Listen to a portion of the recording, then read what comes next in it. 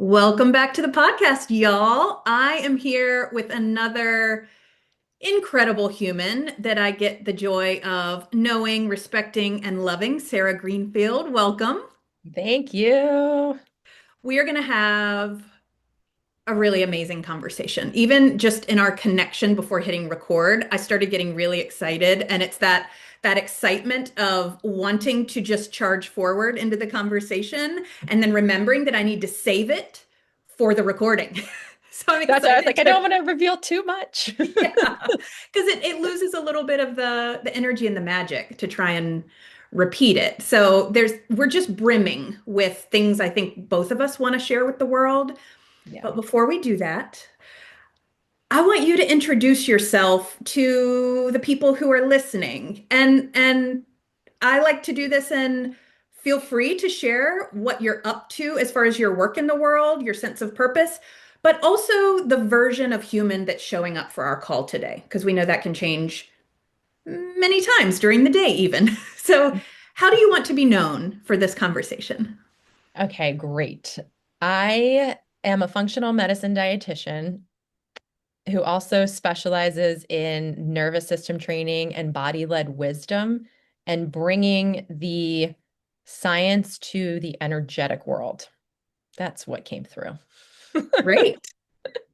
So yeah, I love research, but I also really value what's not seen and what can't be quantified. And how do we take that and bring it into a structure or a way to follow it that makes sense and can give us safety without shooting off into the ether? Because I'm like very masculine in the way I move through the world. And I had to develop my feminine and like be comfortable with her for a long time because she's chaotic and big and unpredictable.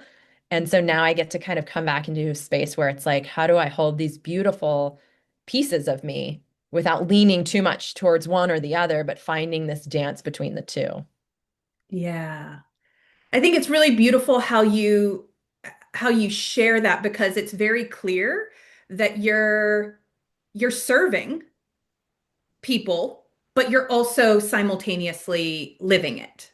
It's a Yeah. very honest approach to doing the work, which is something I do too, right? Like, I'm not beyond it. I hope I have some experiences that help me guide people, and I work through my stuff to guide, but we're all just doing it. And I hear that in what you say. Yeah, and that's been like such a huge shift for me in the past year, really, because I mean, to give context, I worked with you, Megan, for many years, and one of the most profound things that happened to me was in a session. I can't remember exactly how you phrased it, but you had asked me this question about like, did it feel good to be in my business? Because I was making all this money. I had all these people, like all these systems and like people working for me. And I felt empty and just like burnt out. And you said something, and I realized I was gripping to it. Like it wasn't fun, it wasn't enjoyable. I was like so focused on how much money was I making each month and how do I do this better and not even how do I serve and how do I feel joy, but just like, how do I keep producing and growing? And that question broke me open. And I was like, I'm not having fun. I don't enjoy this. And like, but I should be because I'm making money. I'm on these podcasts, blah, blah, blah, blah, blah, whatever. And it was empty for me. So I'm eternally grateful for that question because I felt like I was white knuckling it and you gave me the permission to let go. And it wasn't easy, that process of letting go, like years it took me to really like find my bearings. And I'm probably going to be doing that for a while. But like, gosh, the permission to not have to be in that space and to be hyper masculine, that was like game changer. Hmm. One, I just appreciate being able to celebrate and witness that, because that free fall from letting go of what has brought us identity, a sense that often we find is kind of false, but a sense of security, a sense of value, it is terrifying.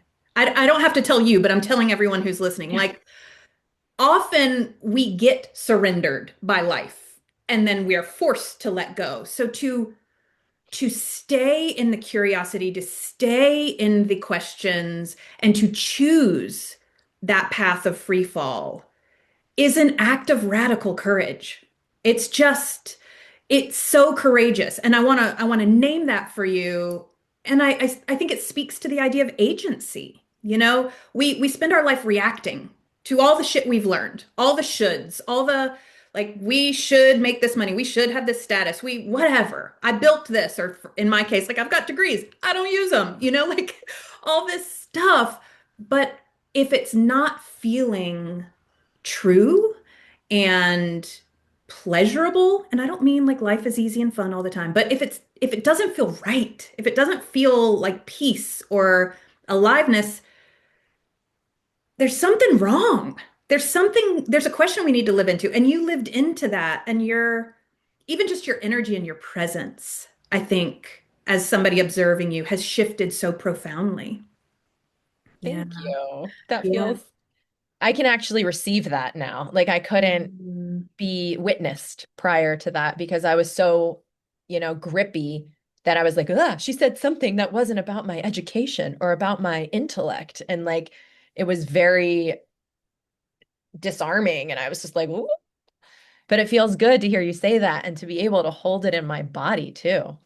Yeah. I think when we live in that place of grippiness and trying to control life, whether it's the narrative of who we are or the structures and the control of life, it is a very lonely feeling because there's so many layers of protection between one, us and ourselves. We can't even hear ourselves, and us in the world. So it's hard to penetrate that.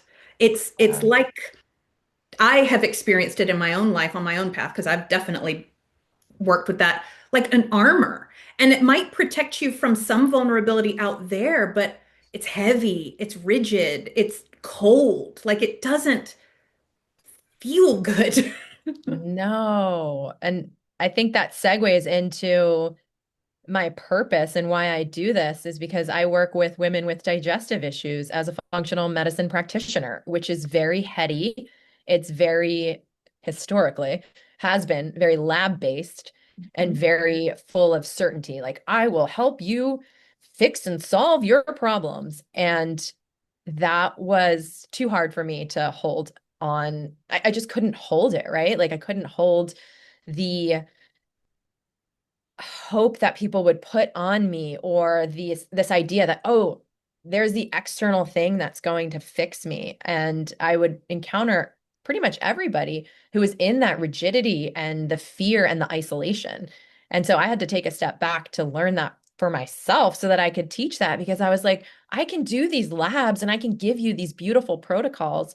But if you're in rigidity or isolation or distrust of your body or hatred to your body, whatever it is, whatever the flavor is, we're not going to get anywhere. And we weren't. Like, you could get better, but so I had to really, I'm like grateful that I had to do that free fall, or I was given the opportunity to dive off the cliff because it allowed me to come back with more gifts and more insights and more courage to hold the space. I think that was the biggest thing for me is that I wasn't brave enough to even ask the question to crack open the emotional side of someone's healing journey. I was just like, nope, you need omega 3s, and that's all it is. Like, you're feeling a little sad, we'll supplement you there. And it's probably your microbiome and these pathogens.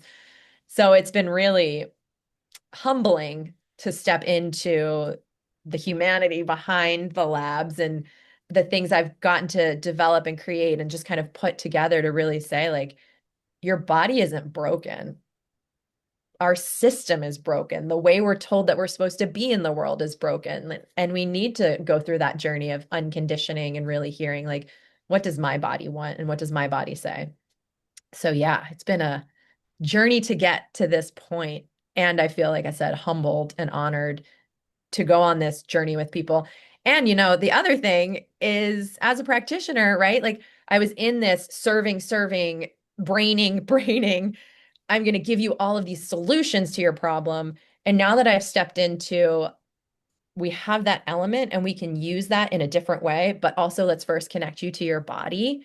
I feel more alive and more connected. And I feel like my cup is filled every time I sit with someone and we go on this journey together because I get to regulate my nervous system and I get to sink my roots into the ground and metabolize everything. So it's been just a beautiful journey of bringing all that together. And I feel like I have even more to give, which is crazy to be like, oh, I let go and now I have more. And I have this almost endless cup because my client and I are refilling it for each other. It's wild. Absolutely. Yeah, anytime before I have a session or even before this recording, before anything where I'm interacting intentionally with another person and I know it's meant to be of service, I have a whole prayer that I do that's rooted in the idea of being supported and held by something beyond my ego, will, and humanity, and that it is inherently reciprocal, that we are stepping into a reciprocal, empowering space. And that's the vibe because I spent so much of my life in codependency of all flavors. I was really, and I think as women, we're really affirmed in that caretaking that goes too far, where we're trying to metabolize other people's pain or fix other people's problems or help them avoid discomfort. And when we Yeah. stop doing that, not only do we feel more nourished and enlivened in our relationships, but we witness people have what they need to heal, right? Like the Totally. miracle of that is what feeds me. That's what fills my cup. I'm like, just another day of magic. Look at that human being magical about themselves. It's incredible. And the body, that's something you and I could just nerd out about for Yeah. probably days Mm. without hitting stop on the recording because I our brains are tricksters. And especially if you've got a really fortified brain, I might say, like my brain loves to brain. Yeah. It takes commitment to be curious about the body and to not try and manage it and problem solve it and control it. Speaking of your gut health, my journey with my body, I've realized it's like this beautiful barometer. My belly will feel like a little distended.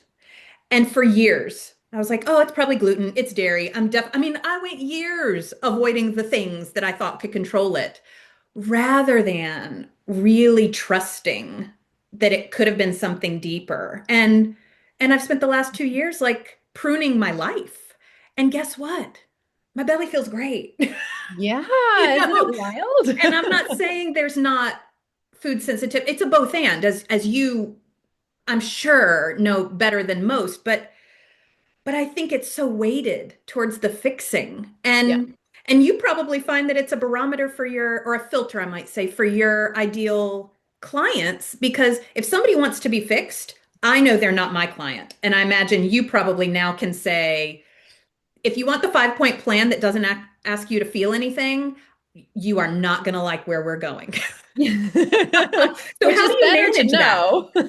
I always find like the more, I think you call it bold beige, like the more I can get away from the Yep. bold beige and just be like, this is who I am and this is how I operate. And if it doesn't resonate, great. Like Yeah, let's it's save clarity. ourselves any sort of weird codependent relationship or pushy energy or, you know, putting me on the pedestal. That's my 5 line where people are Yeah. like, you're gonna fix me. That was huge also for me to learn the work we did with human design. I was just like, oh my gosh, this projection field Let me felt talk about huge. that so that Yeah. people don't go, what are they even talking about, right? So for those of you who are listening who are new to the human design space, one, I want to name that Sarah is a generator type in human design. So literally, she Yeah. is designed to know what she needs to know and move in the direction of her sacral response, her gut. My gut. So the fact that she's doing gut health coaching, or at least has a foundation of that, I always thought was so powerful because most of the population is a generator type. So the fact that we have all these gut issues and how we're abandoning our true alignment and instinct, I just think there's something there. For sure. But profile lines are the lines that shape, I say like the texture and tone of the story we're here to live, our soul school. It kind of colors the vibe and essence. And there are 6 lines. I'm not going to go into all of them. This isn't a human design class, but the 5 line is really interesting because it is a line of um, it's a line of leadership, but I want to give the caveat, every line can be a line of leadership. But it's a line that's meant to like learn what it wants to learn, experience things, and then go. And it's kind of got this tone of follow me or don't, but I'm going here. And the five line has people project on them. I've said for a long time, it's like Star Warsy in my mind. It's kind of like you see a five line profile the way you need to see them for your personal and spiritual growth. Mm. So a lot of times people give their power away to five lines and say, "Oh my gosh, I've been looking for you. You're going to save me." And then often they are knocked from the pedestal, and then those often the same people come back and say, "It's all your fault I wasn't fixed," or "It's all your fault I feel bad." And none of it has to do with the person who is the five line.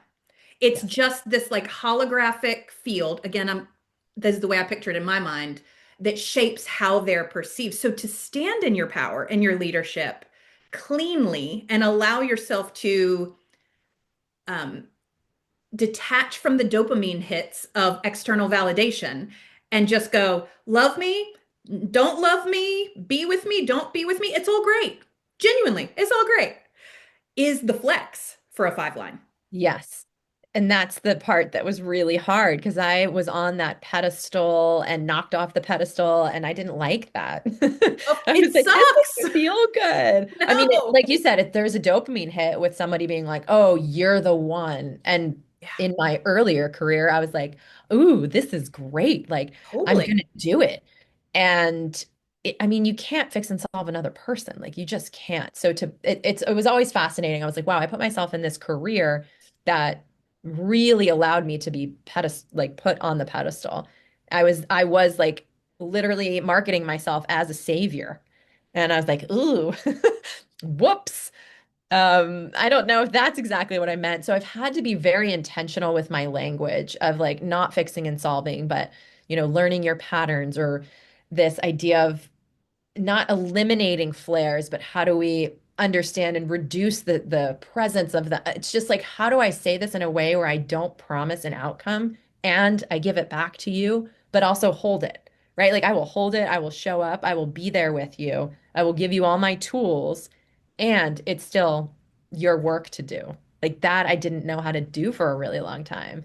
And so I'm still in that space of like, how do I give this back while also loving and holding? And that's been really beautiful. But man, I had to regulate my nervous system deeply. I had to really be in touch with my body and expand my capacity because I could not do this when my kiddo was little. Like now that he's in school, I have more space. And when we were moving all over the place, couldn't do it then either. I kept trying to. And now that we've landed in a house, it's been life changing because I have this grounded piece of my environment. And now all of a sudden, my nervous system is like, I can hold that and I can hold that. And that person doesn't like you, I can hold that. And like, so that's been just huge, is that nervous system capacity. And then just, yeah, being brave enough to show up and be witnessed and to hold the space and to say, I can hold this space. Like, maybe I haven't done it before in this way, but I'm courageous enough and I trust myself enough to know that I will know what to say when I need to say it at the time it needs to be said. And not like, I'm going to teach this on this day. It's like, I'm going to have a structure, but I'm going to feel. And Yeah. some people are like, I want to know what we're doing. And I'm like, I don't know yet. I bet you do.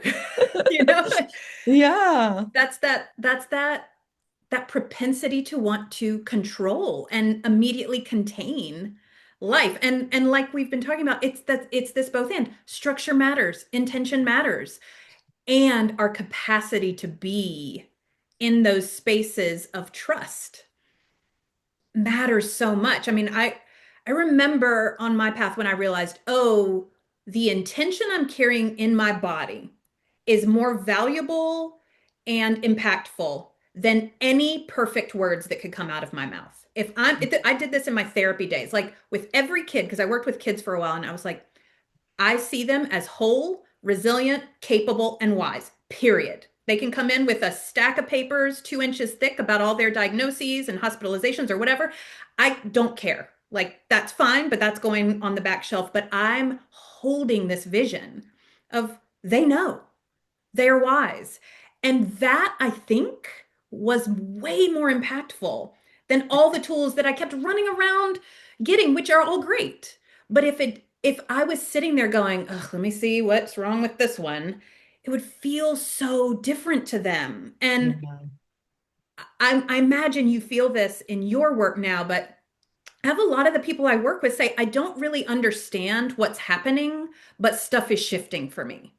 And I think it's that intangible presence and intention that we bring to this kind of, because our body recognizes that. And Yeah. our body is 95% of what's happening. We like Yeah. to think it's the mind, but it's not. So, how do Yeah. you help people understand that? Because that's a whole paradigm shift in this world.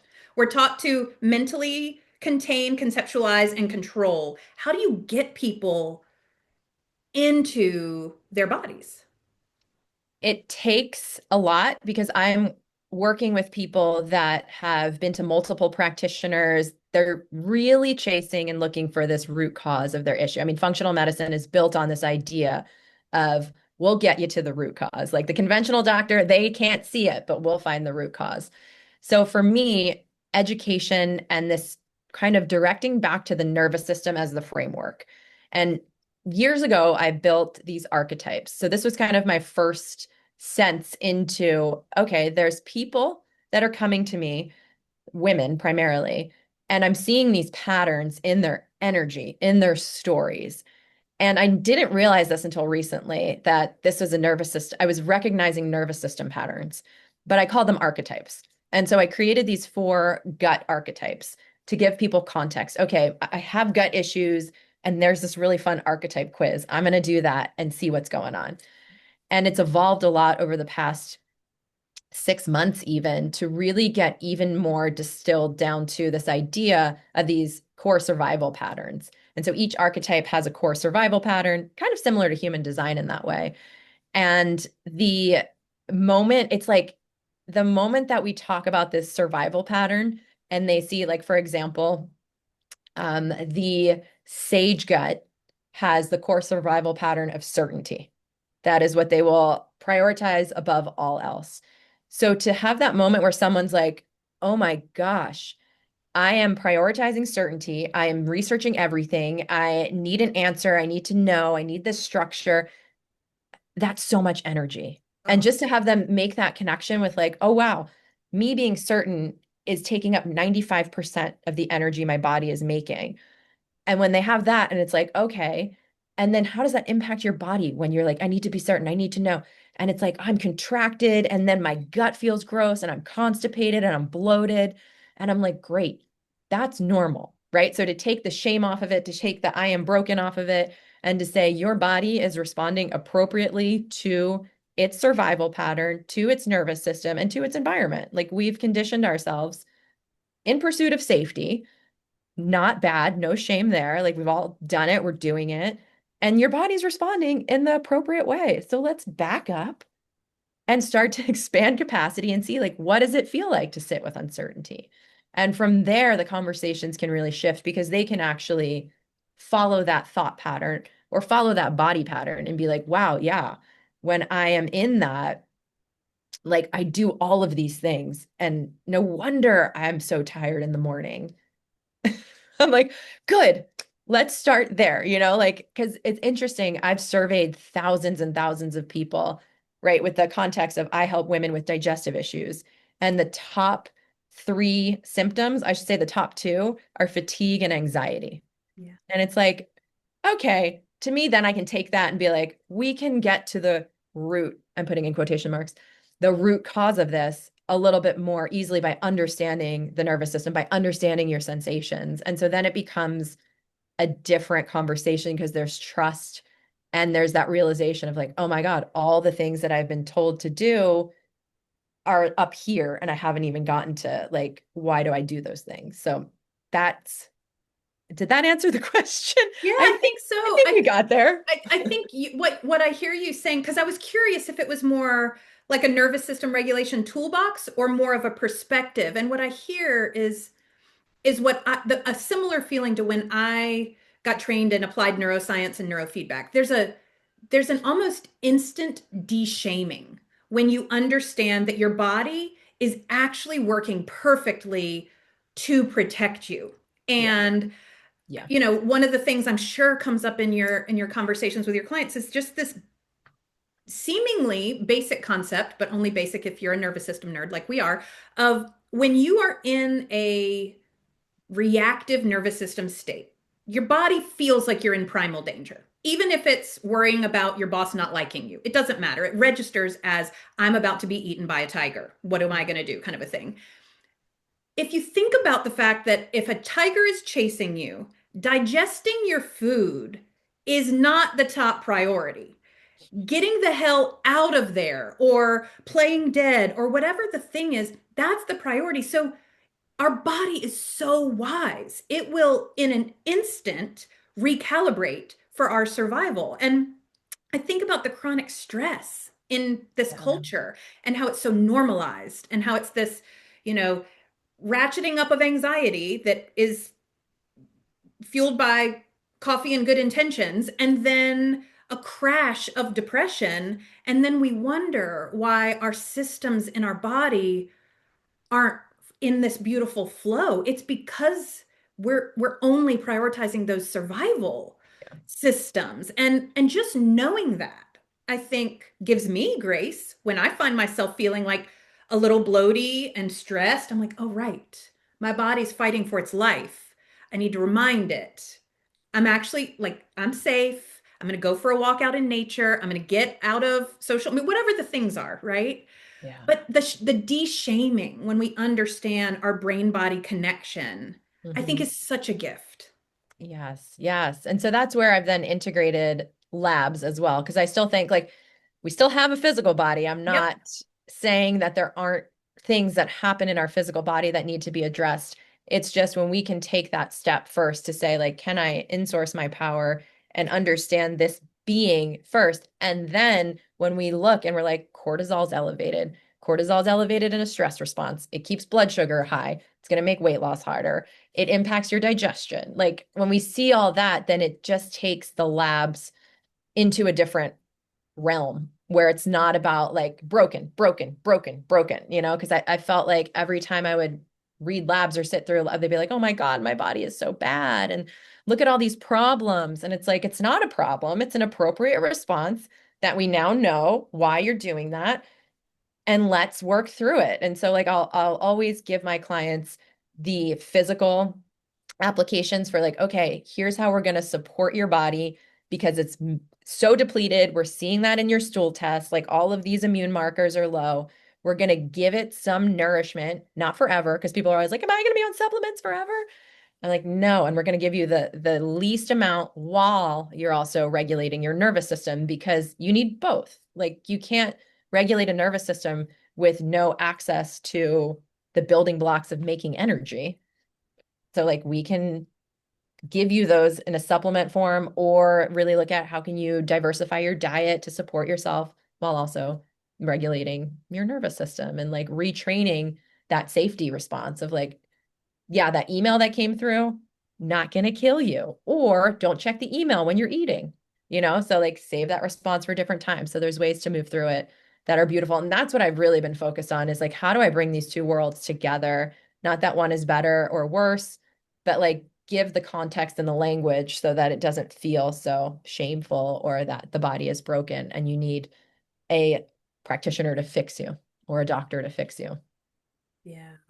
And I think as I like to soar above like eagle view of life, my sense is a lot of the systems and structures that are being questioned, including the medical model and the approach, the answer isn't throwing it all away. The answer is building bridges. They've been Yeah. so like, even myself, there was like doctors over here and shamanic teachers and Reiki and energy work over here. And the idea of bridging between like shared wisdom, like this beautiful Venn diagram, and then figuring out what your version of that is, which I can tell you're doing, and dancing and serving in the middle of that. Like your magic, your medicine is I bring this functional, practical awareness with this contextual, embodied awareness. And when they mix, it's like 1 + 1 = 5,000. It Yeah. becomes this Yeah. whole new thing. And that really excites me when, I think a lot of people are really panicked and stressed out about what's being questioned and crumbling. And I think this type of moment and the example you're giving and the example I try to live is that's the point of creation is when we're like, I don't know how all this fits together. I don't know. I Yeah. don't know. And we sit in it and we try like how can we weave it? And then, I mean, if you're like me, like there's a rebrand every time I take a breath, it feels like, because I'm like, oh wait, oh no, now this. Oh wait, oh now this. To Yeah. allow the evolution of not only our purpose, but our service and our own personal becoming, because that's what informs it, right? Yes. And action. I mean, I've spent so much time like in my head. i- If I found some journals from years ago and I'm like, Sarah, you've been literally journaling about the same thing for like 4 years. And I realized, okay, I was in my ideation or I wasn't ready or I didn't have the capacity, but really certainty comes through action. And it doesn't mean it's perfect. It's like, oh, I tried that and ugh, didn't work, didn't feel so good. I tried this, oh, that felt really good. And like tapping into that. And it makes me think a lot about AI, right? Because that's our next big evolution is like we're moving into this information just endless accessibility to information, even more than information, because it is able to take information and make it into like human concepts. Mhm. So I think about that in the sense of being a functional practitioner, being in the medical space, and how much more access people are going to get to medical information and pattern recognition, which is essentially what a doctor does, right? They're like, oh, these are the patterns for a fever, or these are the patterns for whatever. We've done these tests and found that this is the pattern. We're going to get more and more access to that. So I think about that as a practitioner. I've put so much of my authority in that. And I'm like, I don't need to do that anymore. Like, there are things coming that are going to take that. And I can spend this time being a human, which, like, cool and messy and weird. But I can really, to your point, like, be intentional about how I show up and use the information, but not like I'm not going to have that fear of is AI going to take my job because I am a human being regulated, holding space for other humans. And that feels like something a computer could never even touch. And I'm getting these opportunities also to help build some of these AI models to make functional medicine more accessible, which, like, if I didn't have that nervous system capacity to hold my value outside of the labs, I'd be like, oh my gosh, they're taking my job. And it feels good to not be in scarcity in that space and to be like, oh my gosh, what is the abundance angle on that? All these people are going to get access into high level functional thinking. And I still get to like do my humanness. So that's another piece that feels really cool as we're in this evolution of like really tapping into like how do I serve with the gifts that I have innately and not the whole mask of the degree and like, but I can interpret these labs. Like still valuable, yes, but not at my core what I'm gonna do. So that was another big like, whoa, that feels really powerful. Yeah, and I think the AI conversation fascinates me. I mean, I have said for a while, and it's part of my human design projector approach is I love efficiency and I love a system. And I am all about liberating more humanity and creative potential and not having to waste energy on things that can be processed and organized with AI, right? Like it's a good bad thing because those of us who are on this path and go, yes, humanity, yes, no one presence isn't something that AI can do, like that mirror neuron thing isn't something that AI can offer. Okay, now I get to play versus the people who I have so much compassion who have calcified so deeply the identity that the knowledge they learned is their only value and their only identity. And there's a real ask there to move beyond that. And that can be very, very uncomfortable. Yes. It's like, Yeah. I mean, I even watch myself. I have to monitor so closely. Am I hiding behind that kind of therapist coach background, or am I really leaning in over and over again? Because it's easy, these identities. Yeah. And I feel like I'm just at that turning point, which again took me years to get here because my conditioned self and the way we move through the world is go to college, get the degree. So this is what I've been taught and this is what I valued. And all of these breaking points of that moment of feeling empty. I was at a corporate job and I was getting the bonuses. I was like, I just need to make more money and I just need this title. And I kept getting there and I was like, I don't feel good. I don't feel fulfilled. And then I was like, I'll build my own business. And I would get to the success point and be like, I still don't feel good there.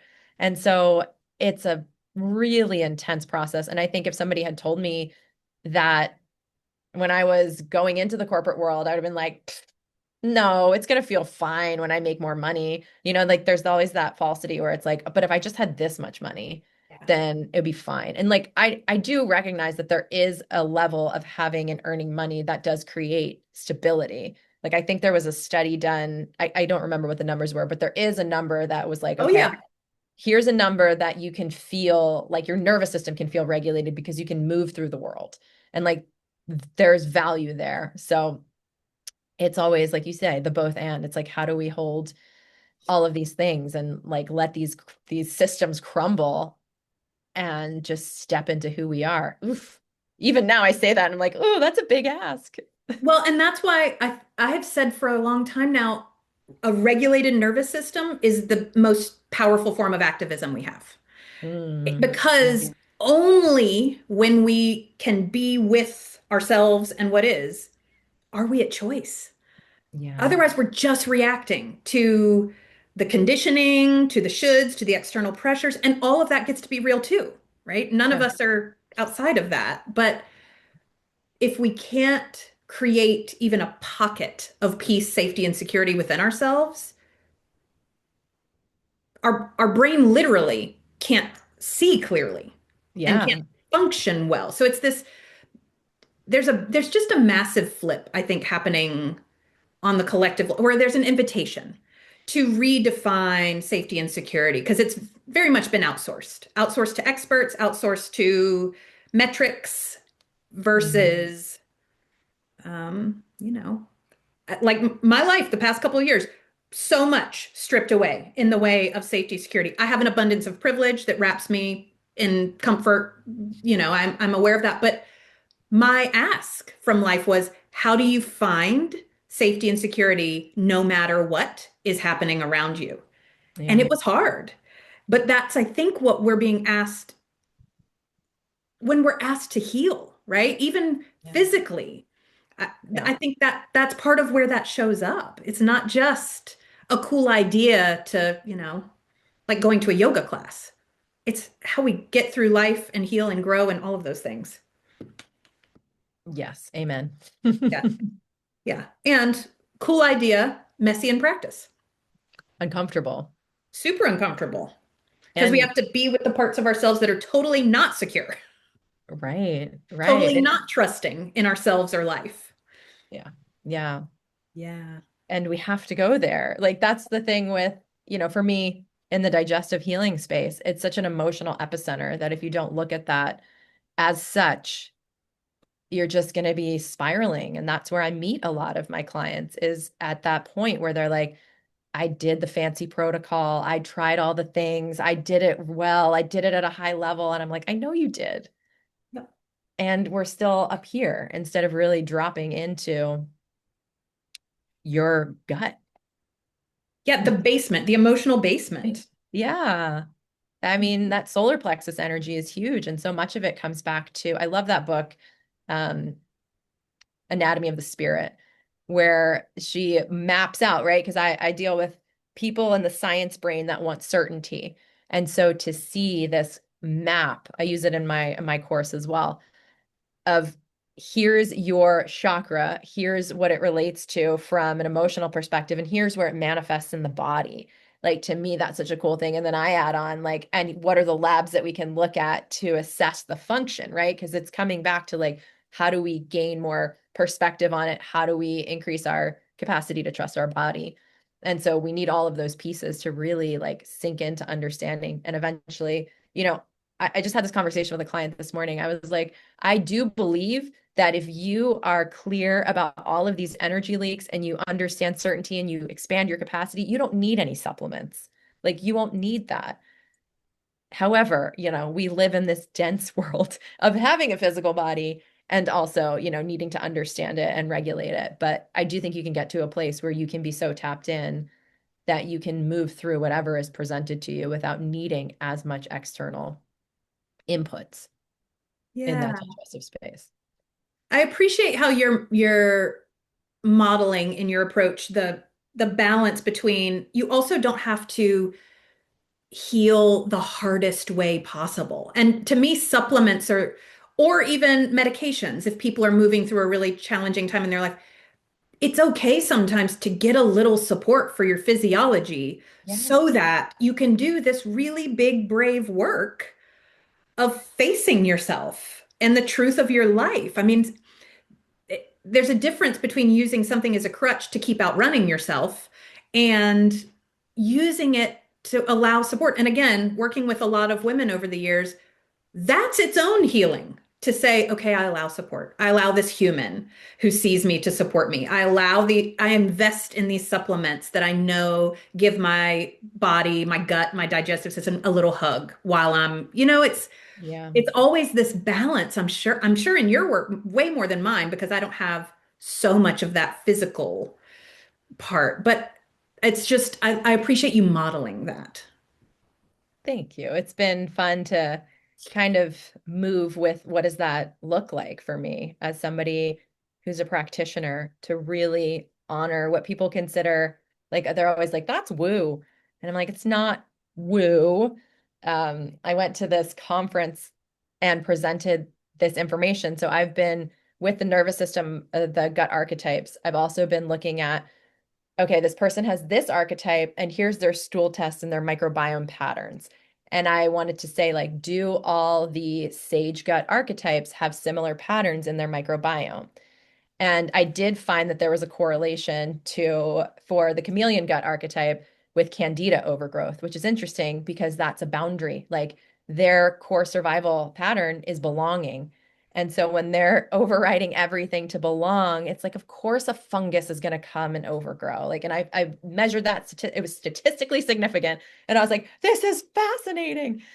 And I was like, okay, this work is, there's room for it somewhere. Like it needs to exist. So I took it to this gut microbiota for health world summit in DC, which was highly scientific, like Harvard, Stanford, all of them. And I had my little poster and I was like, had my poster up and people were coming and asking questions. And the first guy was like, this isn't science.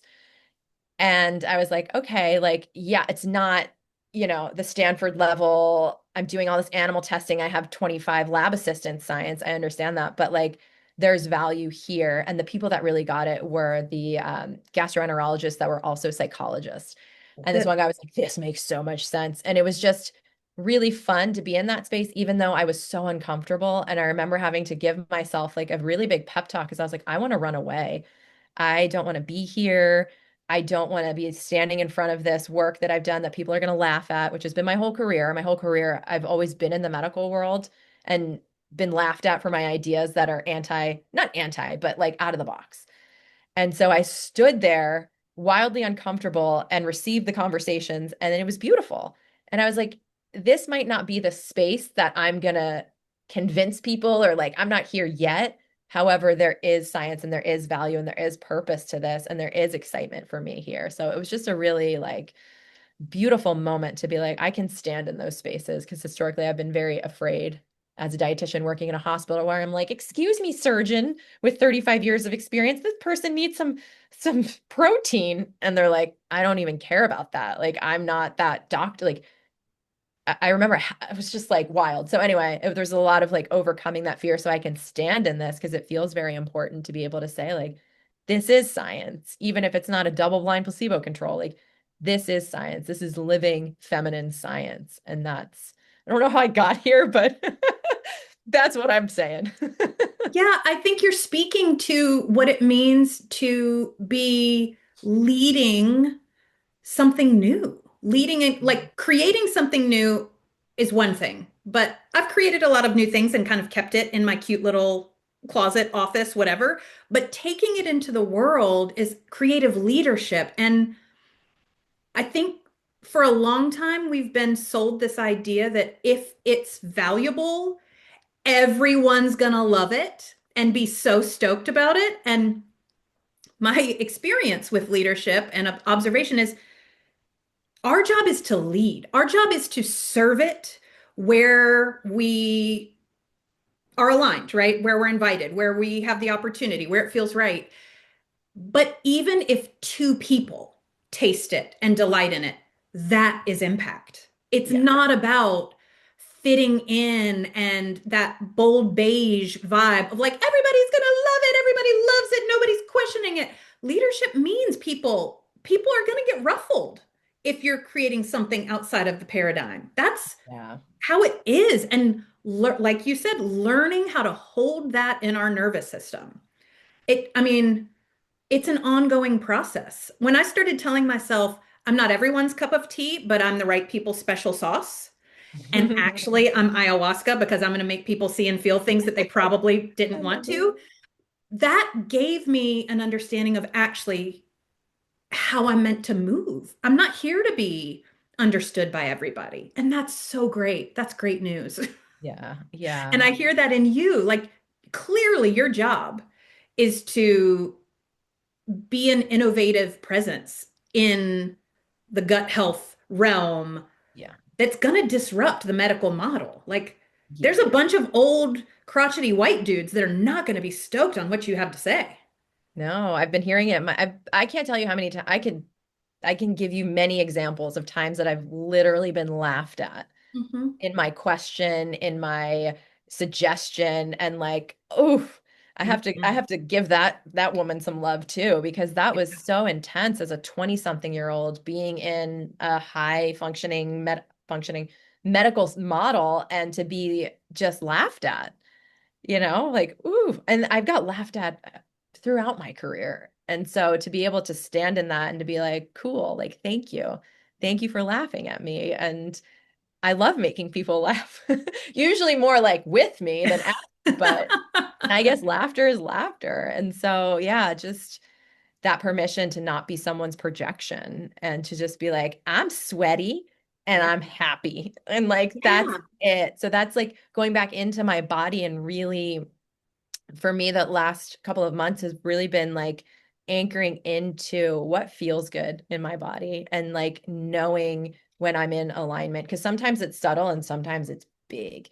And in those moments that it's big, I'm like, cool, now I have this anchor and I feel more conviction in what I'm doing. And I'm like, I'm going to keep going because like I like that big, sweaty, like expression of it. And like I can feel the little hints now too. So yeah, just getting into my body has been a game changer as well. Once my nervous system had the space to regulate, then I could really like be like, okay, how does that feel? And how does that feel? And, I have the sacral authority. So I'm like, yes, no. And just being like, nope, that's what it is.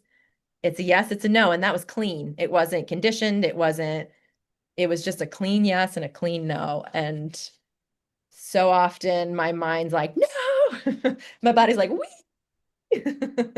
so Yeah. that's another piece where it's like, oh my gosh, how do you do that dance internally of holding like it's okay, mind, we're gonna go with what the body wants. Hmm. Practice. It's like CrossFit for the soul. Like, how do we Yeah. honor? And as I hear you talk, I want to just name that just the idea that we get to follow what feels good is radical. I mean, I think Yeah. culturally we're taught so early to follow what we should do or what we have been conditioned in our brains to prioritize. And just listening to the body is a huge life-changing thing. But then being willing and able to go, this makes no sense, but it feels right. Or this scares my brain, but my body is lit up, so I'm gonna do it. It's like that positive fear. There's fear that's danger, and we listen to that, but there's fear that's like the path to our expansion. That's Yeah. saying it's very alive in me, but I can't be the version of me I've been and move forward, so that's a little scary. Yeah. But And then then think how like life lines up for you when you say yeah, yes. Like I yeah. had this, there was a conference I wanted to go to, and I got this email and I was like, yes, I need to be there. And then all of a sudden, like my friend was like, you can stay with us. And I got this really great flight. And I don't even know. It was like the ticket was wildly inexpensive for the, and I was just like, what is happening? And it was just like, here. And then I went to the conference and I told myself, do what feels good and leave when you're ready. And historically, I would have been like, no, you have to stay till the end and network with, like, I was like, you're going there to network. And I talked to two people and I Yep. spent my time on the beach and I sat in the sun. And that two people connection turned into consulting opportunities. I was like, cool. I only had to talk to two people to get the two connections that I needed to then, have the outcome that lit me up. I was like, that was cool. And I had so much, and I spent time with my friends and like, it was one of those things where I was like, oh, this is how it works. Yeah. And think of all the stories, the conditioned stories you had to challenge to allow yourself to move through that experience. I mean, even just the idea that we're sold that more is always better, more time, more interactions, more like just that is Yeah. something we don't have to buy into. And trusting your alignment to be wildly efficient and your Yeah. sacral authority to go sit here, look at this conversation. You want to go to the beach, go. It's incredible. I've been talking about it a lot lately is learning to follow our creative intelligence and the creative intelligence of all of life. Like when those two line up, that's Yeah. when it feels like magic. That's when it feels not that life is easy, but there's a level of ease and grace and flow when that happens. And I think that is reflected outside through circumstances, situations, and opportunities, but also in our bodies. I mean, as within, so without kind of a thing. It's Yeah. pretty incredible the power we have to to heal in so many ways and to connect in so many ways. It's very moving. Yeah. It Yeah. is. And it's scary and it takes courage and Yeah. bravery and it's so worth it. Like No, none of it has been easy and the payoffs feel more grounded and more sustainable and like, okay, I'm finally getting over this idea of like I will be fulfilled by all these things once I get them and just like, ooh, I'm happy right now. fulfillment now. Like, Yeah. I don't have to wait. I could just be fulfilled now and things filter in as they're meant to. And like I still play a role, right? Like I had to go to the conference. I had to get ready and like have the conversations, but it wasn't like I came back from that. Like I didn't barely sleep, but I was like up late hanging with my friends and I just felt so nourished and full. And I came back and it was amazing. My cup was so full. So yeah, it was just anytime I have those moments, I'm like, wow, Yeah. anchor into that. That's a new neural pathway of truth. There we go. Yeah. Well, I'm aware we're at the end of our time. Time flies when you're having fun and talking magic. And I like to end these episodes with whoever I'm with sharing your imaginal dream for the world. And it could be whatever comes through. But the idea in this season of the podcast with the new name is we have to be willing to imagine something before we see it or can prove it. And so, based on your wisdom, your medicine, your work, I just want to have you speak that into the space. And then I'm going to have you talk about how people can find you and play with you and all those things. But what's your imaginal dream or wish that you want to cast like a spell? My dreamer wish is to sit with my delightful rebellion and give people the courage to step into their power so that they can teach their children and their communities the tools that they need to not feel dependent on external constructs. And really like with health, like how can we really honor our bodies and then show that through our experience so that our children are like, what did you do? And we can feed them better and we can nourish them better and we can help them regulate their nervous systems. And then there's this ripple effect. So that's where I've really anchored in is like, my purpose is to show people a different way and to keep my body regulated so I can do that because it's going to impact communities and children. Like when I think about kids, I'm just like, yeah, if we can have healthy bodies and teach our children those things just from the way we move and the way we are, that to me feels really beautiful. I love it. Yeah. And for everyone who's listening, that's the biggest impact you'll have on the people in your lives is your state of being. It really matters. So thank you for that. Spell is cast, and so it is, all those things. And how can people connect with you, learn from you, all of that? We'll put it in the show notes, but if they're just listening, Yeah, so everything is on my website, fearlessfig.com. I'm on Instagram too, holding myself more accountable to post at fearlessfigrd, and that's probably the best way to find me. great. Fearless fig. These are not the figs full of fear. These are